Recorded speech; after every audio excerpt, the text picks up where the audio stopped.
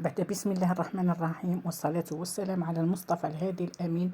اللهم ارحم والدي وموتى المسلمين، واشفينا واشفي مرضى المسلمين.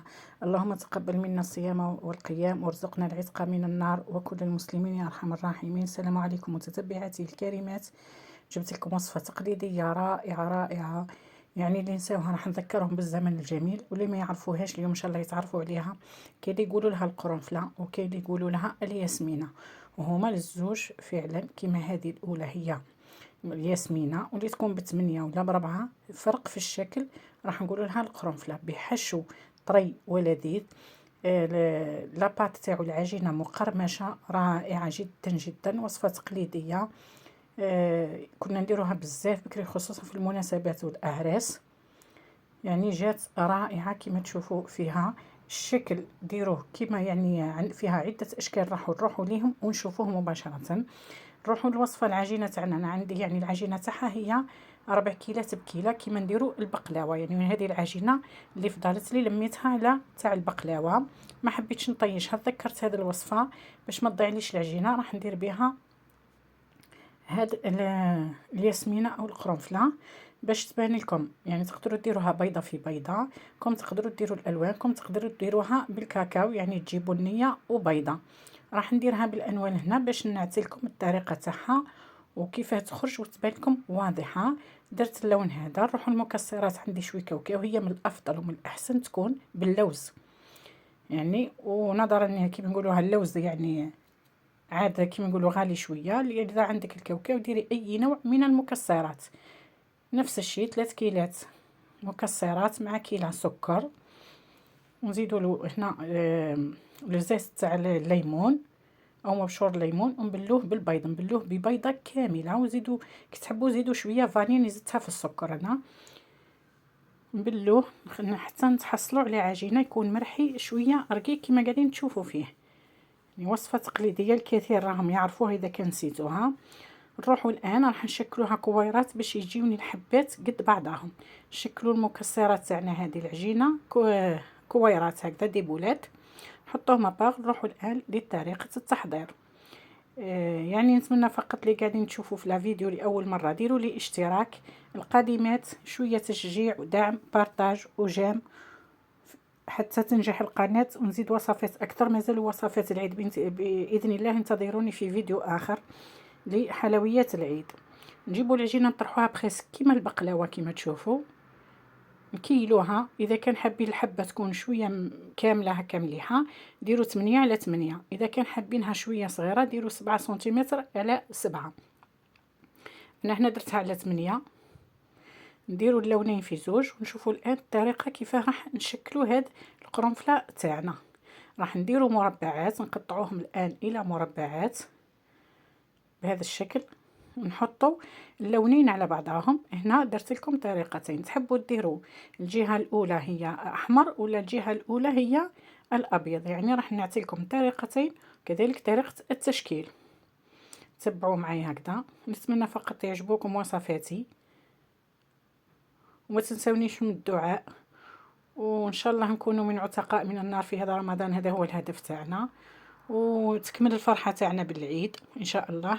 يكون صيامنا مقبول هكذا، تكون الفرحة تامة في العيد بإذن الله. شفتوا كيف نشكلوا؟ نجيبوهم زوج هكا وهكا، اضغطوا مليح باش ما يتحلولكمش. ما ديروا لا بيض لا والو، اضغطوا فقط. العجينة راهي طرية وتتحكم فاسيلمون. هذه هنا درتها ب4. درنا اللون الأحمر هو الأول. أنا راح نشكل لكم عدة حبات، يعني باش هكذا ترسخ الطريقه في تقدروا في اذهانكم، تقدروا تستعملوها فاسيلمون. شوفوا هنا كبرتها لكم. هنا درت الابيض اللي جا من الاعلى. الالوان اختياريه طبعا، ماهيش حاجه حتميه. تقدروا قلت لكم ديروها حتى يعني خصوصا صحيا بدون الوان. وصفه رائعه، شوفوا الفرق بيناتهم. ايضا تتكل وصفه تقليديه. نحيو التقاليد تاعنا ما ننساوهمش. هذه طريقه التشكيل تاعها. نشكل لكم عده. اضغطوا فقط مليح كما تشوفوا، ضغطوا مليح عليها هكا، دخلوا الريشات مليح باش من بعد في الطياب ما تتحللكمش. يعني حتى الذوق تقدروا، هي من الاحسن كما قلت لكم باللوز ولا بالجوز راح تجي افضل.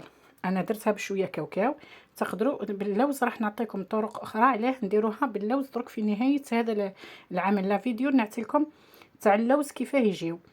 التزيين كما تحبوا. درت وريدات، هذه اللي درتها الاولى بلا لونين عفوا، هذه راح نقولوا لها الياسمينه. انا راح نروحوا للقرنفله، تجيب شكل راس حبه القرنفل.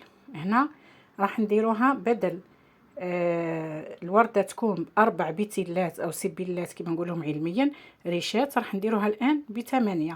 هذاك المربع راح نحطه فوقه شكل معين، يعني نعكسه المربع ونديرو كل وحدة على حدة، ما نديروهمش فوق بعضهم. حتجي صغيرة وتجي الوردة مفتحة وتجي ب8، ما تجيش ب4. يعني هنا كما تحبوا الطريقة اللي تجيكم سهلة تشكلوا بها القرنفلة أو الياسمينة تاعكم. شوفوا تجي رائعة جدا جدا. بنة وديكور كما نقولوا، يعني الديكور تاعها رائع، باهية في الصينية، وكذلك المذاق رائع جدا جدا وخفيفة. حاولوا فقط لاباط ديروها رقيقة كما ديروا البقلاوة باش ما تجيكمش معجنة. هنا ضغطوا مليح فقط على الجوانب تاع الريشة تاعكم. شوف ما شاء الله رائعة. هنا راح نزيد نعكس، اللي نديرها حمرا نديرها الوريدة بيضة والعكس. جات ما شاء الله رائعه. شوفوا ضغطوا عليهم بلا ما ديروا كما قلت لكم بياض البيض، راح تلصق وحدها وما تتحلش في الفرن. دوك نشوفوا النتيجه في الفرن ما تتحلش. عاودوا اضغطوا كما تشوفوا. اذا كانت حلت بهذه الطريقه راح نعاود لكم واحده باش تشوفوها مليح هكذا. نتمنى فقط يعجبكم لي فيديو تاعي. شويه تدعيم كما قلت لكم للقناه. ان شاء الله ندير لكم فيديو فيه الحلويات المتبقيه تاع العيد.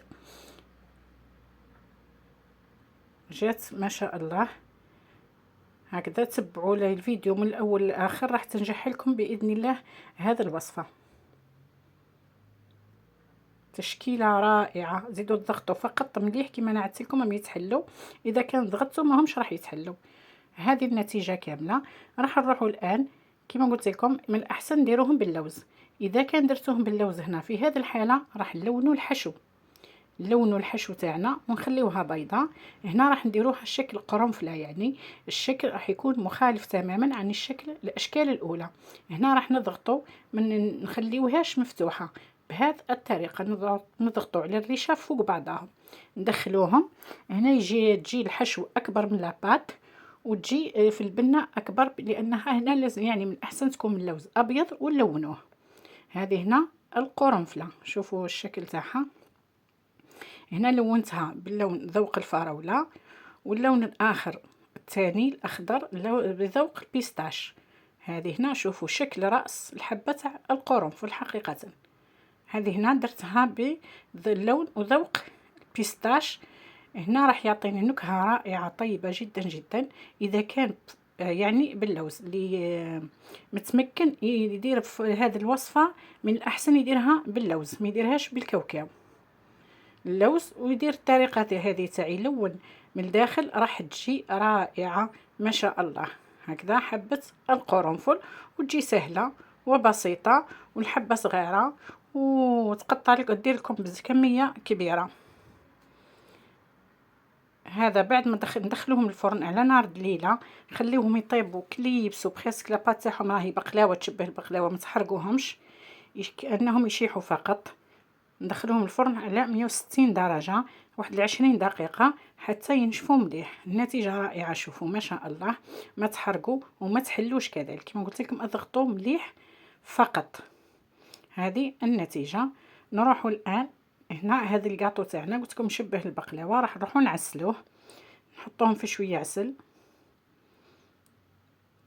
العسل اللي يكون كما تحبوا. اذا كان هما سخونين ديروهم بارد، اذا كان تحبوا تسخنوا العسل المهم شربوه مليح العسل ونحطوهم يقطروا. نتمنى الوصفه عجبتكم. شي هي طيبه. ربي يكتبكم ان شاء الله من العتقاء من النار. اللهم تقبل صيامنا وقيامنا. عيدكم مبارك مسبقا، والى اللقاء مع وصفه اخرى باذن الله. أحسن وأجمل، ومع دائما مع حلويات العيد. والسلام عليكم ورحمة الله تعالى وبركاته، ومشاهدة طيبة. شكرا.